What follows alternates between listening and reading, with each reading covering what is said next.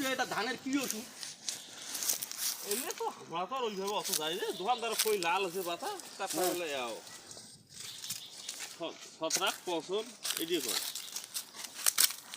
পছনের কথা কয়, পছন্দের কথা কয় নাকি? ওই ইজি ওগুলো এর আগের যেমন সাত দিলাম 2 বার, হ্যাঁ তারপরে আবার একবার ওষুধ দিলাম, আরেকবার ধরে একবার নতুন করে দিবেন লাগছি এবং দিবেন লাগছি।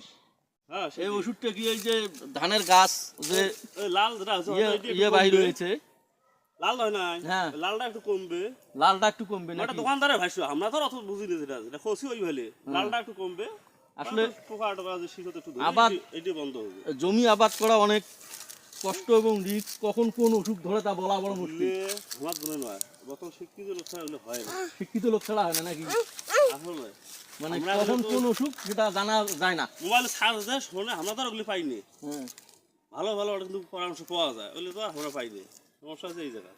তাহলে যে প্রজেক্ট মজুর হলে করে ওগুলি দেখতে সেই বিএসের আমাদের ওগুলি জানা দে দে ওষুধ দে দে এই যে তার দিবেন নাকি? না দিল দিলে আচ্ছা ওটা দিয়ে ওই সব জানি এখন ওই পাশে দিব নাকি? ওটা দিয়ে আমি ধানটা পুরোটা লাল সাটা হয়ে গেছে, পাতাগুলো লাল হয়ে, লাল মানে হলুদ হয়েছে। এই যে পাতা, এটা একটা ধানের অসুখ, এই অসুখের জন্য ওষুধ দিয়ে নিলাম। পানিও দেওয়া লাগবে হয়তো বা, এতটুকু। আর একটা জমি বাড়িতে যাব।